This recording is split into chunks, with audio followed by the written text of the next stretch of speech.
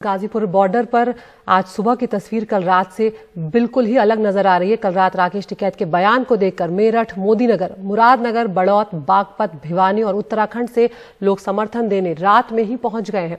फिलहाल गाजीपुर पर पुलिस तैनाती भी सामान्य है। ज्यादा जानकारी दे रहे हैं हमारे सहयोगी शरद शर्मा।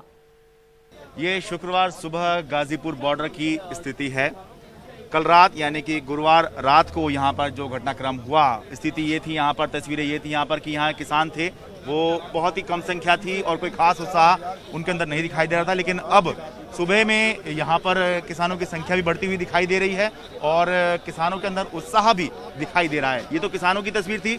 कल रात को जब हम यहाँ से रिपोर्टिंग कर रहे थे तो हम इधर दिखा रहे थे बहुत बड़ी संख्या में जो पुलिस बल था वो तैनात था। लेकिन अभी यहाँ पर ऐसा लग रहा है कि सब कुछ सामान्य है, बिल्कुल आम दिन जैसे होते हैं।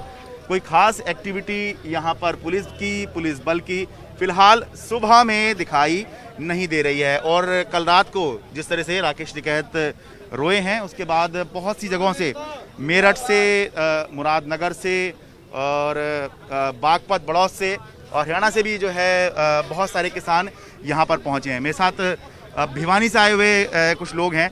थोड़ा ये बताइए कि आप किस समय पहुंचे हैं रात और क्यों आपने रात में चलने का फैसला किया? अपना नाम बताइए पहले तो। मेरा नाम राजेश है, मेरा गांव प्रेमनगर है, जिला भिवानी में है। अच्छा। और हमने 9 बजे ही जो है ना रात को चल दिए थे और पहले हम टिकरी बॉर्डर पर गए और फिर रात सुबह 5 बजे अब यहाँ पहुँचे।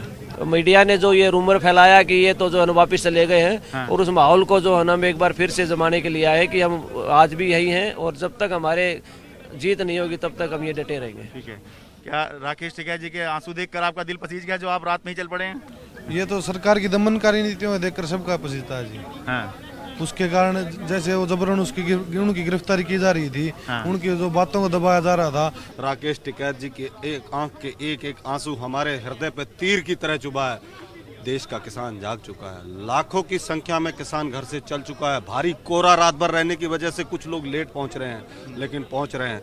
गाजीपुर बॉर्डर पे अपने नेता का साथ देने के लिए, हम अपने नेता का सर ऊंचा रखने के लिए, उनके आंसुओं का हिसाब लेने के लिए फिर बॉर्डर पे आ चुके हैं। जब तक तीनों काले कानून रद्द नहीं होंगे किसान सड़कों से नहीं हटे। 5 गाड़ियां लेके आए रात को, 45 आदमी आए। 45 गाड़ी लोग जो हैं 45 आदमी है, 5 गाड़ियों में। अच्छा। और ट्रैक्टर वगैरह वो भी चल रहे हैं, रास्ते में वो आएंगे। अच्छा, तो मतलब 45 लोगों का ग्रुप जो है भिवानी से? हाँ जी, आप लोग आए जी।